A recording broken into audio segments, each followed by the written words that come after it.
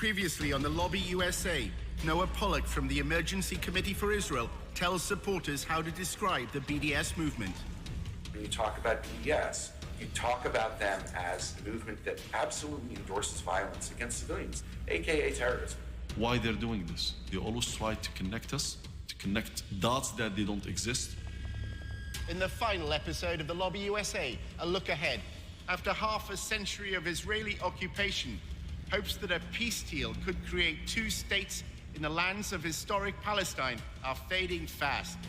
So how will the lobby respond? Our man on the inside finds out.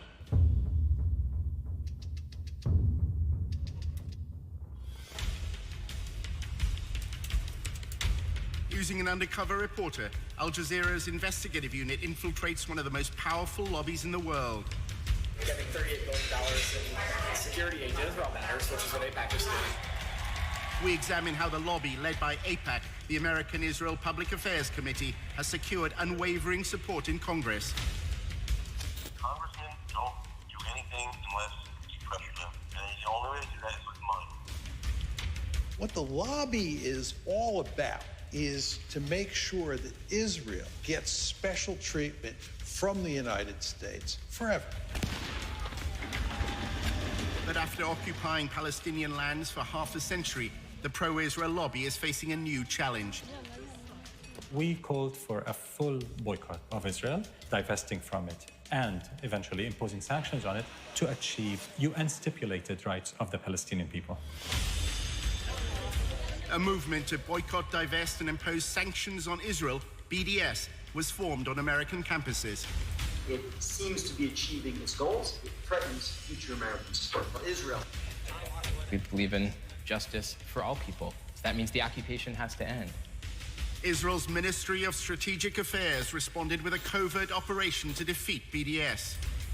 אתה צריך לעשות את זה עם הרבה מאוד עמימות. זה לא גוף צבאי היררכי שאם הרגנו את X, אז כל הגוף מתחתיו לא פועל. The Israeli government leverages Jewish organizations in the diaspora. Absolutely. It's a psychological campaign involving spying and smears. You discredit the messenger as a way of discrediting the message. Just stay on message. And what is that message? BDS is a hate movement. While our reporter monitored pro-Israel groups, he was asked to go undercover for the lobby. You're going into enemy territory. Not for everybody.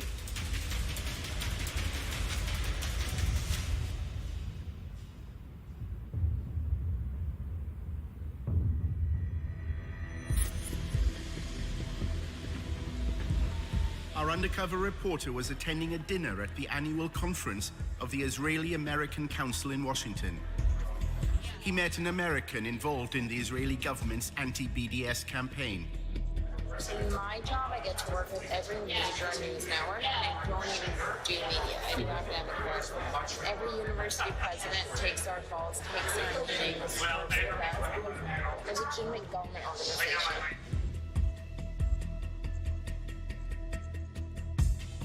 The discussion was dominated by the boycott, divestment, and sanctions movement. So many organizations focus on BDS, but for the most part, when it comes to BDS, we're very behind the scenes. I'm meeting with university presidents, faculty, students, but what they're doing is building relationships with local politicians, making sure that politicians know to turn to them when Israel-sensitive things come to the table. The three-day conference brings together the constellation of pro-Israel lobby groups in the US. On the surface, things seem to be looking good for Israel. Israel's booming. It's the startup nation. More venture capital is going into Israel today than at any other time in history. So why don't we just calm down, realize that BDS is worthless, it's losing, and ignore it.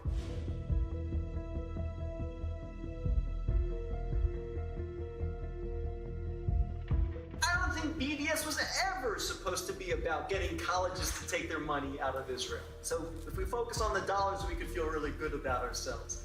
If we focus on the fact that an effort's being made to distance us, those who love Israel, from the rising generation, I think we need to worry.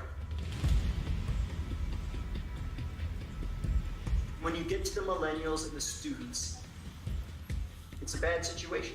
And it's getting to the point now where the majority is more favorable towards the Palestinians than the Israelis. While numerous speakers discussed ways to combat BDS, the lack of civil rights for Palestinians living under Israeli control was not raised.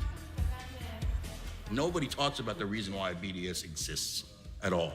What's the model for the BDS movement? The model is South Africa.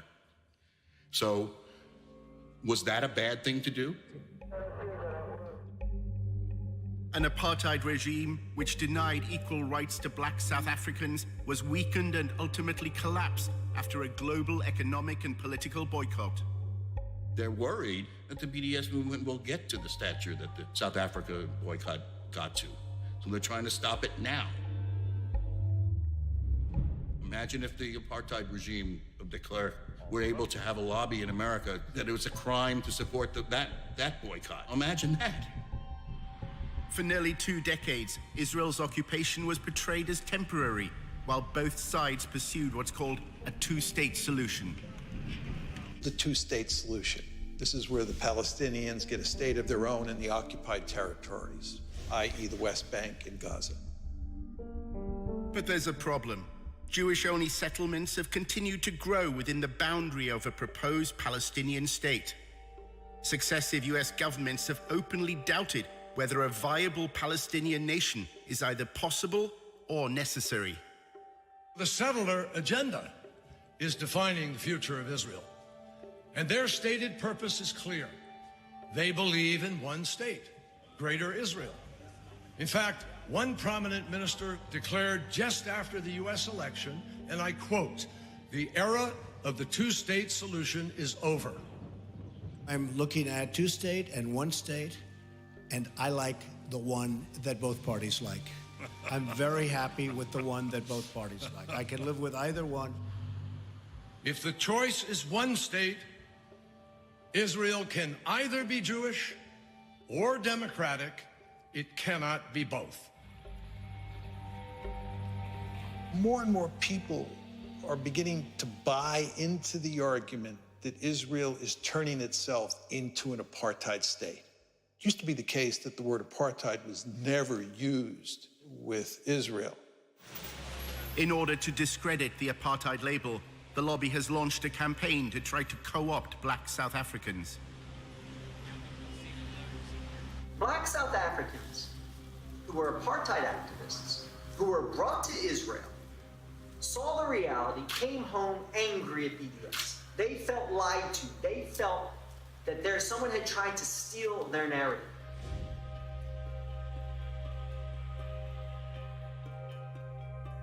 This is an effective tool. Bringing these black South African, former BDS activists, now Israel supporters, to American campuses. During his volunteership, Tony learned that the Israel Project has been developing a strategy called Stop Stealing My Apartheid. The plan is to feed articles written by black South Africans into the American media, claiming that BDS has distorted their history. If you're disgusted by segregation in this country, if you're disgusted by South African apartheid, then you should also be disgusted by Israeli apartheid. Another workshop was addressed by Israeli diplomats from consulates in the US. Black Lives Matter had attracted particular criticism after voicing support for the BDS movement. It appears that Israel's diplomats may be trying to challenge the apartheid label by canvassing support amongst African Americans. The major problem of Israel is with the young generation of the black community. Black Lives Matter starts there.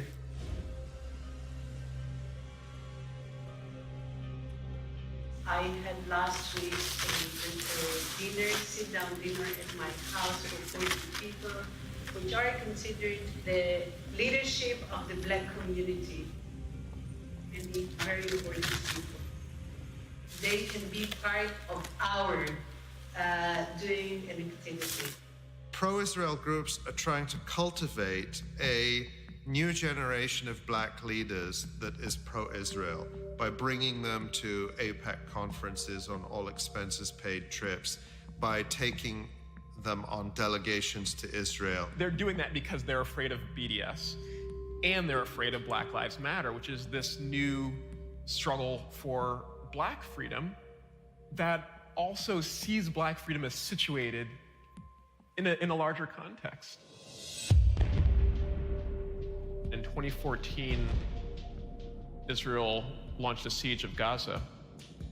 In the same summer, police in Ferguson killed Mike Brown, and Ferguson rose up. And on the news at night, there would be both the latest out of Gaza and the latest out of Ferguson. There was solidarity that was expressed online with the Ferguson uprising. There were Palestinians who took to Twitter to cheer on the rebels of Ferguson and explain how to deal with tear gas.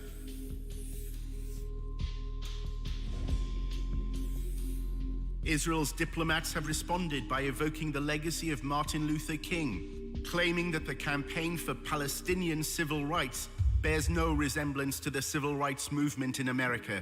Dr. Clarence B. Jones, who wrote the draft speech for Martin Luther King, I had a dream. He was his lawyer, he was his close friend. He's somebody that I reached out to. He became a very close and personal friend.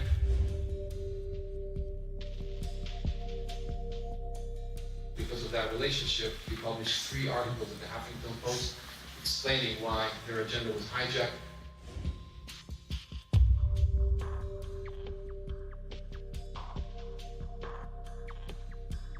Martin Luther King will turn in his grave if he saw the anti-Israel tendencies or policies that are starting to emerge within Black Lives Matter. There's something on one hand laughable about it, but there's something also really insidious about this. You're using the credibility of a freedom struggle to try to oppose another freedom struggle. And I think that that's appalling. Soon after Black Lives Matter declared support for BDS, a fundraiser at a New York nightclub was suddenly cancelled. The venue's management said it didn't approve of the movement's stance on Israel. Tony was told by his boss, Eric, that the Israel Project was behind the decision. I don't know if you saw, but this club, ditched a Black Lives Matter event.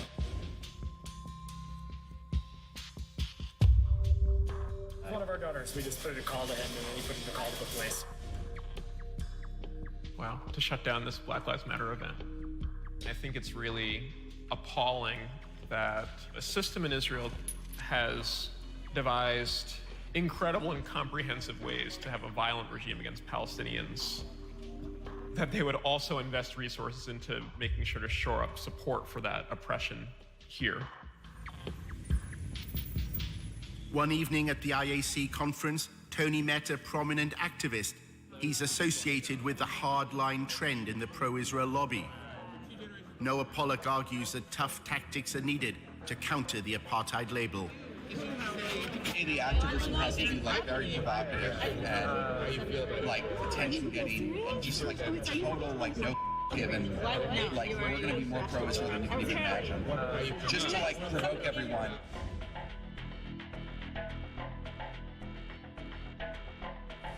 Pollock believes the American public, unlike those in Britain, will accept his gloves-off strategy. The majority of Americans are pro-Israel. Whereas if you take the poll of Israel and the UK, it's just pure hatred of Israel. Your country, basically let half of Pakistan move in. So you have a different problem than we do here. Tony was told of a demonstration that Noah Pollock was organizing. A bus took protesters to an event organized by the pro-BDS movement, Students for Justice in Palestine. Hey man, I'm Tony. Marshall. Nice to meet you. This is one of those things where either it's going to be amazing and we're going to defeat BDS, or we're just broken. Well, you can't beat them, join them. We're obsessed with winning, so I just want to win. So I want to win something. I don't win anymore. The protesters are on a fellowship program run by a conservative think tank called the Hoover Institution. The whole fellowship is describing as you guys are being foot soldiers of conservatism. This is actually the first foot soldier activity that I think it's been important to do. Tony, what's your connection to the conspiracy that we're all part of?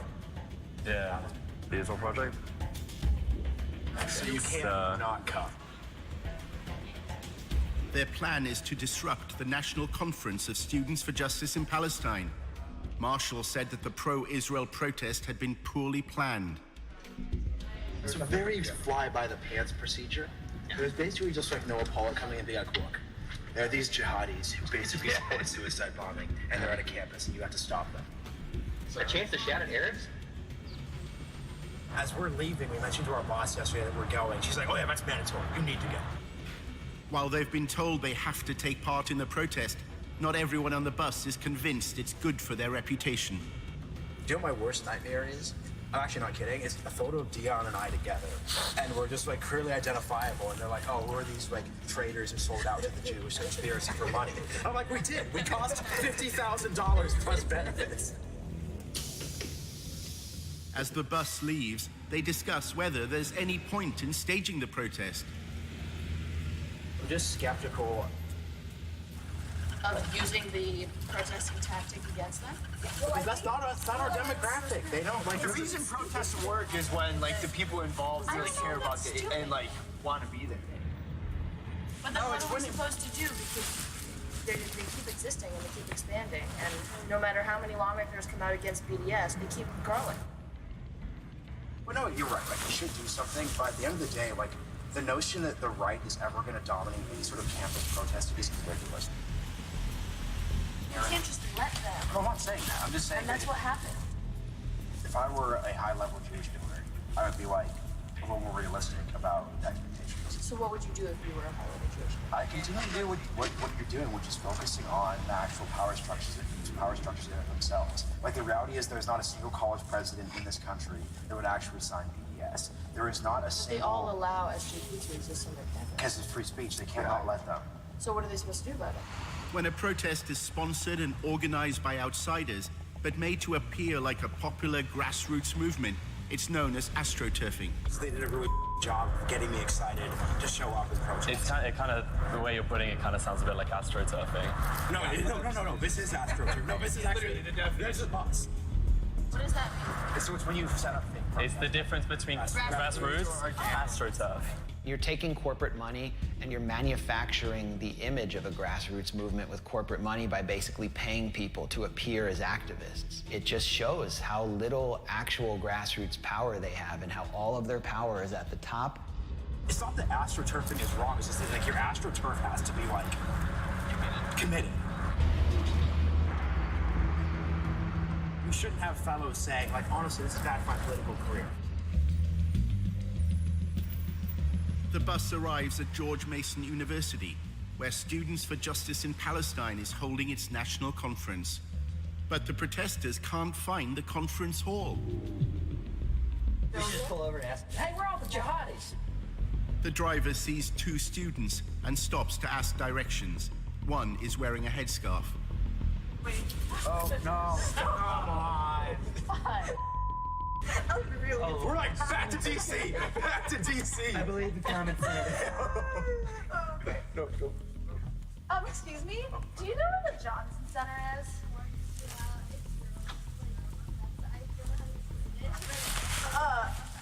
Okay, just like go back down this. Okay, thank you. That was problematic. So this is off to a good start.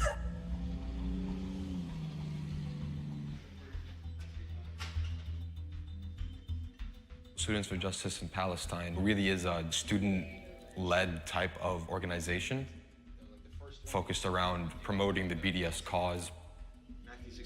We have workshops on how to run our divestment campaign, finding intersections on campus, building alliances. Right now, Palestine has been essentially normalized on campuses. The bus finally arrives. Jen.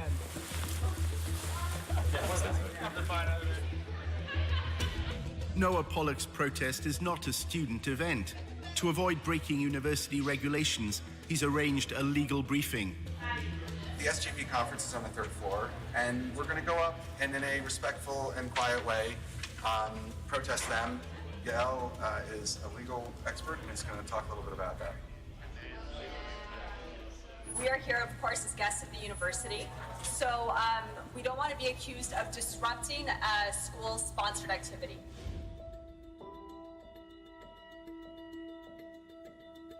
It is against the law to use abusive or violent language. So we're going to use peaceful, good language. If we see that they're doing anything that is bad behavior, don't engage, remain calm. If you do happen to speak with any reporters, just stay on message. And what is that message? SJP is a hate group. BDS is a hate movement.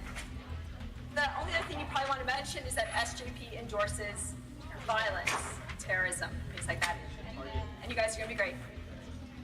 We're not there to provoke. We're not there to have any sort of incident at all. We're nice people. Tony's group of protesters then faced another obstacle. Wow, I don't know if you guys heard we were stuck in an elevator. Yeah, I really like the area. With all the signs. They shut us in an elevator. They had someone on the inside.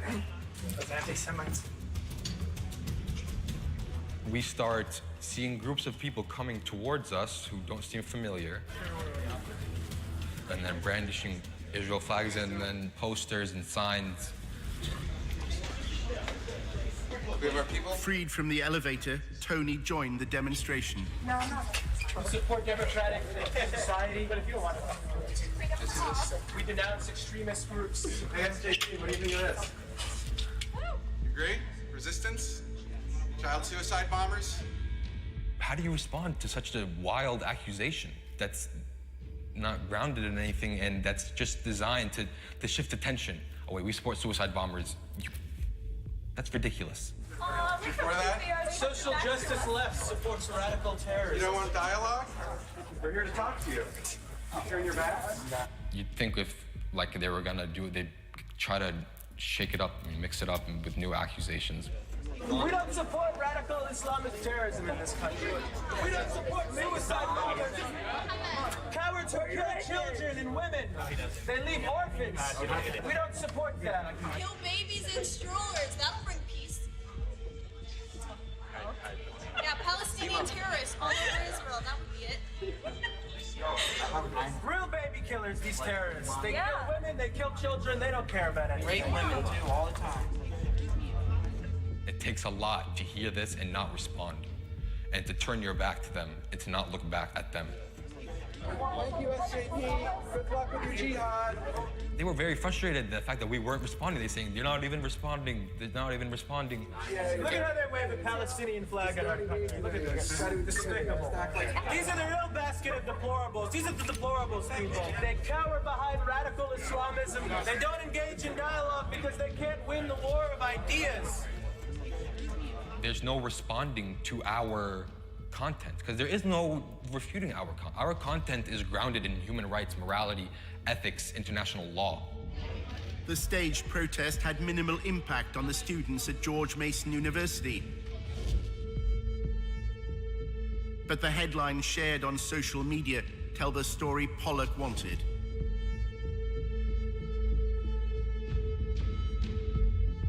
Yeah, let's head back to headquarters for debriefing and cocktails. In part 2, a looming crisis for the lobby. AIPAC is not representative of the American Jewish community. There used to be actually widespread public support for Israel in the United States. The foundation that AIPAC sat on is rotting.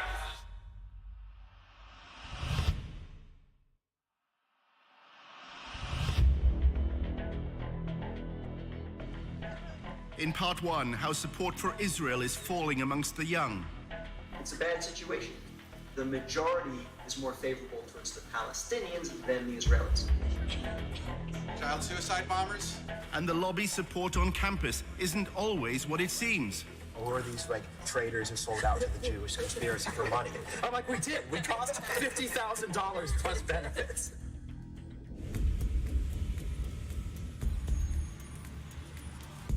Tony went to see his boss at the Israel Project, which is known as TIP, for brunch.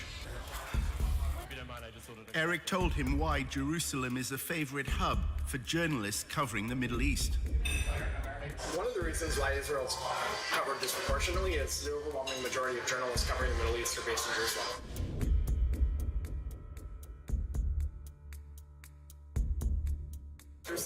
is a place where, after his 4 o'clock deadline, we could get drunk at a bar and we could go there. Tip is laying the groundwork in the media for a future war between Israel and Hezbollah. We're preparing for the worst case scenario. If it happens, we have to be ready because that war will be won and lost, the court of public opinion, not the battlefield. Journalists based in Jerusalem would likely cover that war.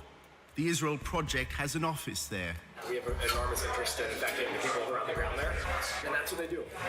They build relationships with people, give them information that they can then feed to journalists who we're building relationships with. And so Lure is a staff of about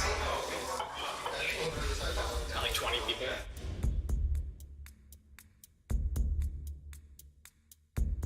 She was staff at the Israeli embassy in D.C. for many years. He's a veteran of Israeli politics, but he was like spokesman for a bunch of government ministries. So he's got a real expertise in dealing with the press. He's an expert at making their jobs easier. So, for instance, we actually now, when there's a terror attack in Israel, our staff gets to the scene usually before the press does. Just because Lure are so good. They bulletproof vests on, they have cameras, and as soon as there's Twitter, an attack, we have like 4 guys at the scene. Breaking news overseas, a shooting in the heart of Tel Aviv. He has this rapid response team where he has people strategically placed around the country.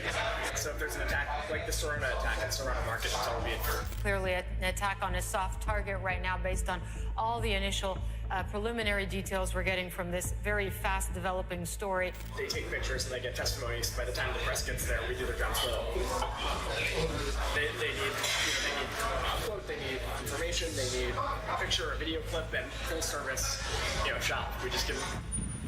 This is new video that just came in, and it shows people in the chaos after this happened, as it is night in Tel Aviv. By the time the press got there, we were able to help affect the narrative because, they're all scrambling. They need to get stuff to their editors immediately on what happened back in Brussels or Washington, and we're able to get them information. A TIP employee was interviewed by Fox News. Liat Delongovitz, who is live with us on the scene, works for the Israeli Project, which puts out news to the foreign press there. Hi, I'm here on the scene. I arrived fairly early. They use children to protect. The former CNN correspondent, Jim Clancy, first reported on the Middle East in the early 1980s. Those boundaries. When Tip begins interacting with journalists and suggesting the lines and suggesting the interviews, then it's not journalism anymore, it's just propaganda. Liat Delongovitz, who is on scene, again, works for the Israel Project, which works to put news out to the foreign press. During his volunteership at the Israel Project, Tony saw a letter to a donor explaining how Tip had assisted a journalist from CNN. Tip took Will Ripley on a helicopter tour, which seemingly impressed the reporter. Once you arrive in Israel, they come up with a series of things. They know you're in town. They have your number. You get the helicopter tour. That's fun. You get some video that you can use in your reporting. And then they sponsor trips like this one with special access to people that they know, and they can set it up. I visited the Israeli side of the border with Gaza and can tell you the tension there is palpable. Hamas leaders have stated that they are aggressively expanding their underground labyrinth of tunnels. This won't help. The safe room won't protect you from a tunnel attack. Not from that. It's a very compelling report, but it's based on an absolute lie. And there are even reports from some residents they are hearing digging underground. The premise of the report is that Palestinians are digging tunnels in order to come up into the bedrooms of Israeli children and to kidnap them or kill them or terrorize them. The document Tony saw claimed the Tip's influence created one of the fairest reports on Israel shown recently on a major broadcaster. For those living close to Gaza, it seems only a matter of time before it happens again. It keeps me awake at night. There isn't one recorded case of these tunnels being used to attack Israeli civilians. The report was presented solely from one side. The Israel Defense Forces say the average Hamas tunnel is 3 kilometers, nearly 2 miles, costing millions of dollars and tons of valuable concrete, resources badly needed by the long-suffering people of Gaza to rebuild their cities.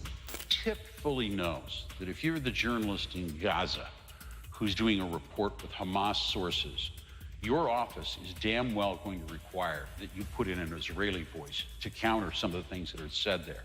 They well know that if you are on the Israeli side doing a report with mostly Israeli sources, that same pressure will not be applied. You will be allowed to go ahead without trying to get the other side of the story.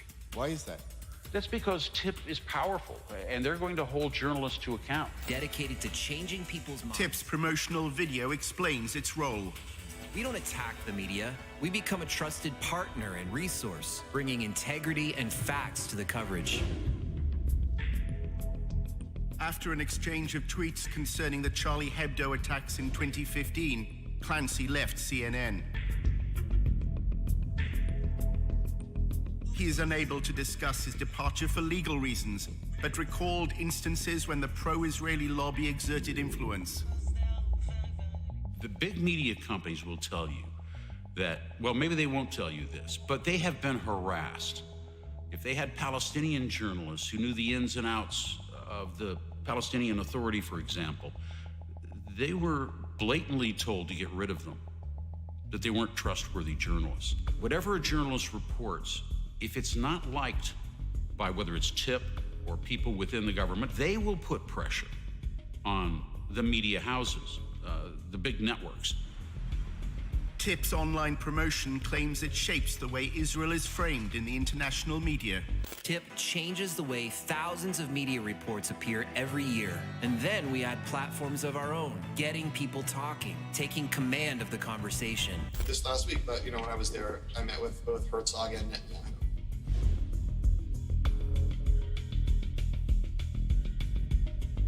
We exist to kind of articulate the reasons that the notion of a Jewish state is a good thing for us as Americans, and it's a good thing for Jews, and a good thing for Israel, and a good thing for the West, and a good thing for everybody. Block describes the pro-Israel lobby as a three-legged stool, propped up by influencing Congress, shaping policy through think tanks, and thirdly, TIP's role, managing the public discourse. You've got the lobbying, the politics, and you've got the ideas and think tanks, but you can't define the meaning of those ideas. Other people are doing it for you, then the third leg of the stool is there and it falls over. He's brilliant in like a mad scientist sort of way. He was AIPAC spokesman, and he was like the troublemaker. He's always breaking the rules, but always getting done. He's very effective at strategic communications and dealing with journalists. At AIPAC, he was the man. I mean, he could get anything on the front page of the Washington Post. The most effective thing you can do in Washington is both explain your point of view and explain why other people disagree with it. Everybody knows that people come with perspectives. Reporters and people, we live in a sophisticated world. But the question is, are you credible?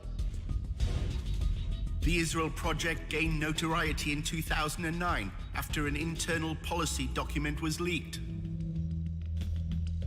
It was a phrase book for pro-Israel advocates. Key phrases, words that work, were determined from focus groups.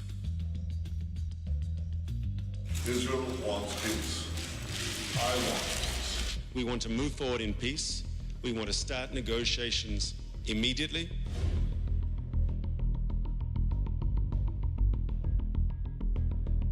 The Israeli Defense Forces acted against the launching of rockets by terrorists. They are shooting at our children, at our mothers, at our civilians. What for?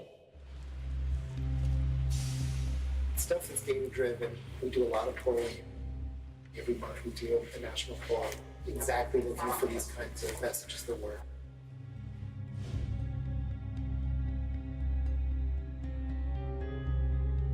We know that people use mostly from headlines. So the headlines are very, very carefully messaged.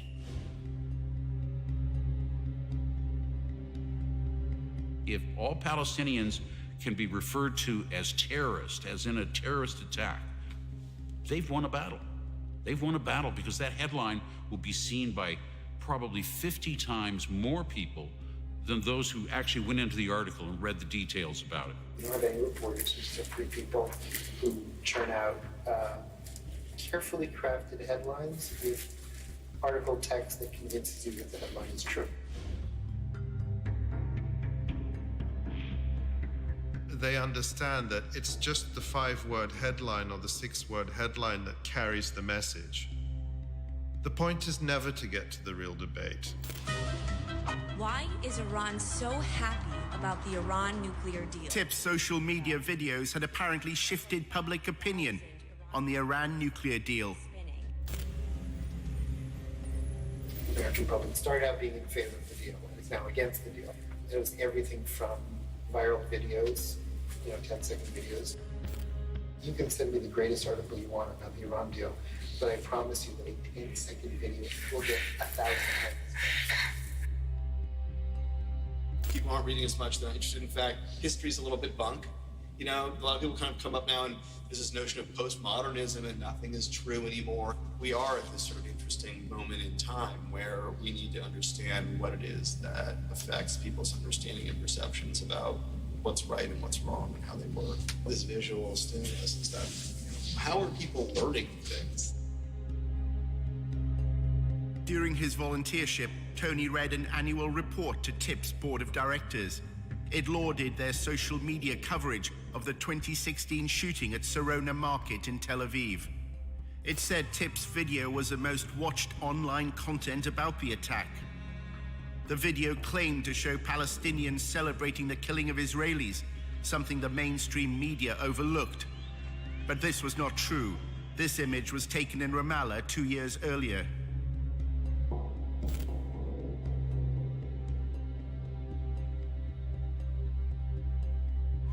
There are also other things that we do that are completely off the radar. And we work together with a lot of other organizations.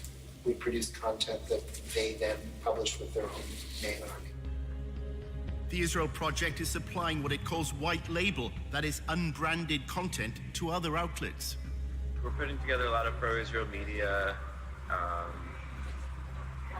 through various social media channels that aren't the Israel Project's channel.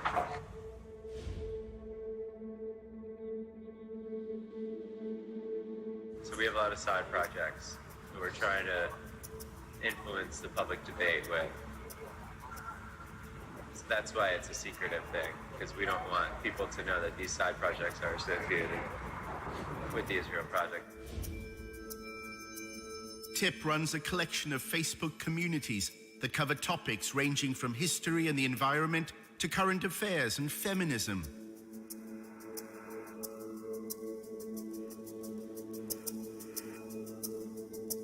But their affiliations to the Israel Project are deliberately vague.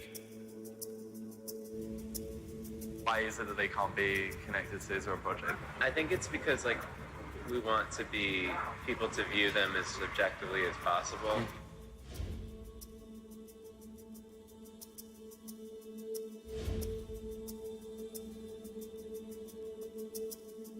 We have a team of 13 people, and we're working on a lot of videos, explainers. A lot of it is just random topics, and then maybe 25% of it would be Israel or Jewish based.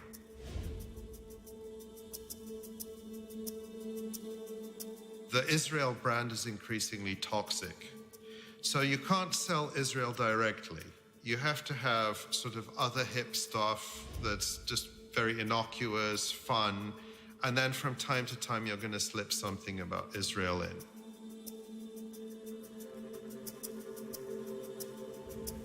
Is the idea of that all the rest of the non-Israel stuff is to allow the Israel stuff to pass better? That's the key thing? Just that we want to blend in everything. TIP's mission is to eliminate any mention of apartheid and occupation. Don't look here, look over here. The visual medium is trumping words. More image, more visual, more accessible, non-heavy thinking stuff.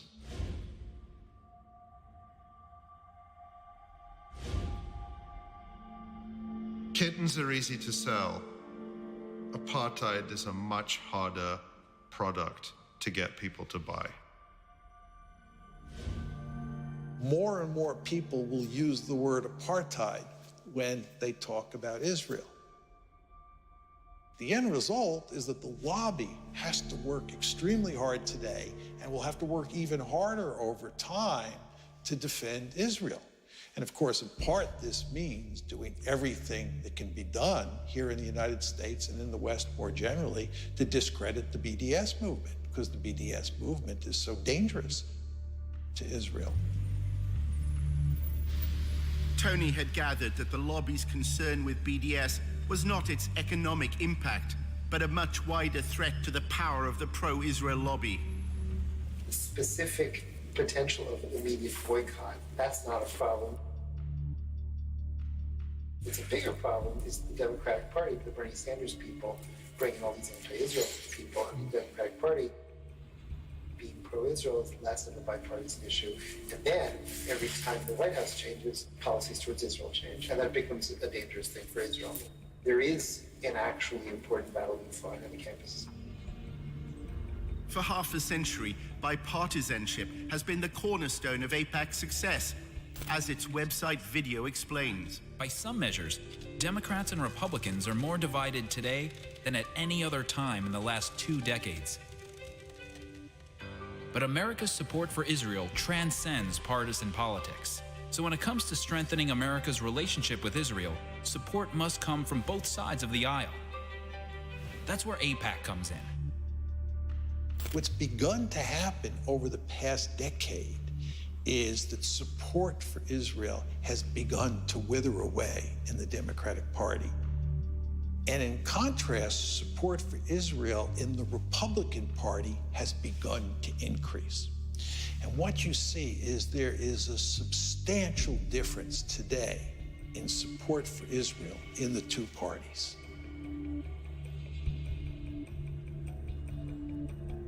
AIPAC has moved so far to the right that it's losing the young people.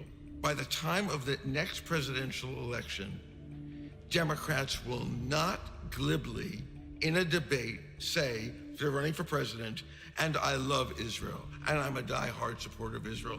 The terrain has changed dramatically. If you look at the changing demographics in the United States and what people's views are towards Israel and Israel's policies, it's only a matter of time before that trickles up to elected officials. I think it's inevitable. The kind of shift they fear is the one that happened over same-sex marriage. You know, it was only a short few years ago that high majorities in the United States were opposed to same-sex marriage. That change happened within the space of a decade. The Israel lobby will look at something like that and say it wouldn't take much for that kind of historic sea change to happen with respect for US support for Israel.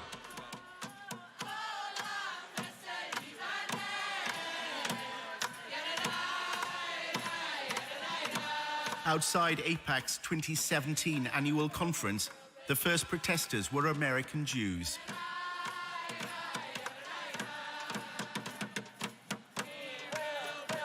AIPAC is facing a challenge from the constituency whose views it was formed to represent. AIPAC does not represent the American Jewish community. A majority of American Jews are opposed to the policies of the State of Israel.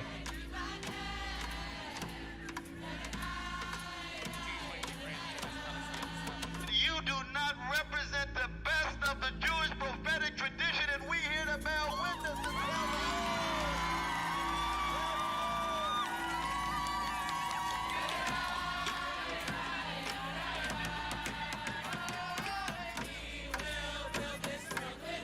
One of the groups involved was Jewish Voice for Peace. The work that Jewish Voice for Peace does is grounded in Jewish tradition, the most basic Jewish and human values that every single person has inherent worth and dignity and should be treated with respect.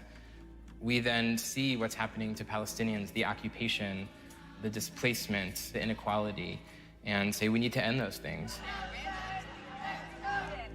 or that they must attend You know, they're all crazy liberals. As far as I'm concerned, American Jews had one job, which was to preserve Jewish identity from one generation to the next. They failed. So I don't think they have any place to be telling Israel what's what. And if they choose to stop giving money to Israel, Israel will find money elsewhere.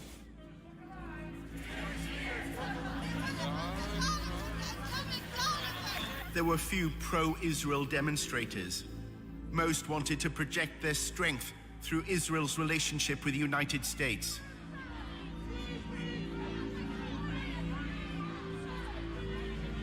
The Jewish Defense League, with its distinctive yellow insignias, was a small but threatening presence. Its members later attacked a Palestinian-American man.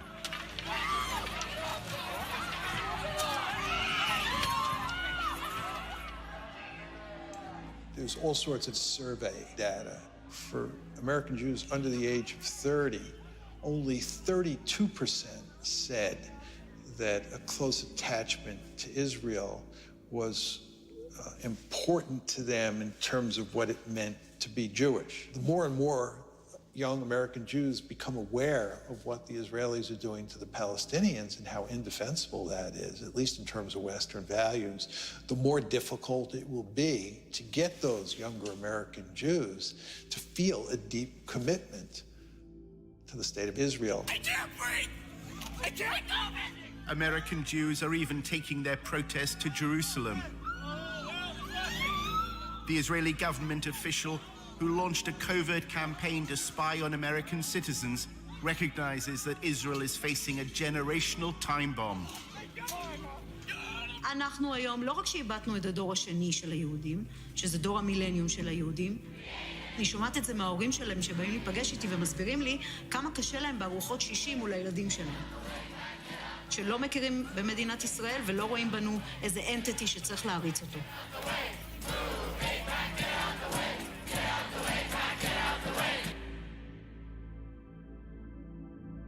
During Tony's volunteership at TIP, his supervisor Eric said he's looking to a future when the pro-Israel lobby will be unable to rely on AIPAC's influence in Congress.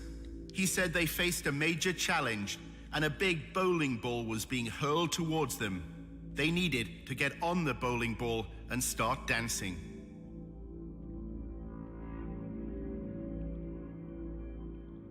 You can prove that AIPAC is suffering from some of the trends in public opinion that are affecting the Democratic Party. AIPAC's it's slipping very, very quickly among Democrats. They're not going to be able to maintain the bipartisan support. So I always say that the foundation that AIPAC sat on is rotting. And there used to be actually widespread public support for Israel in the United States. And so I don't think that AIPAC is going to remain as influential as it is. I don't think AIPAC's the tip of the spear anymore, which is worrisome because who is?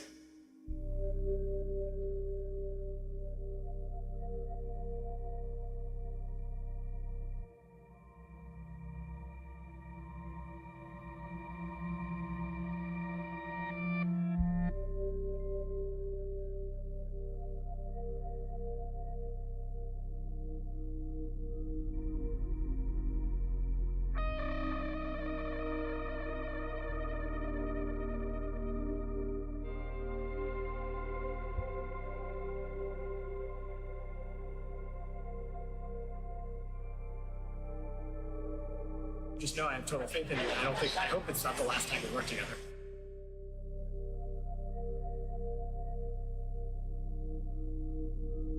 Full disclosure, I would love it if you came to work for me. I need someone who is like a team player, hardworking, excited, passionate, curious, well-rounded, well-spoken, well-written. You're all of those things.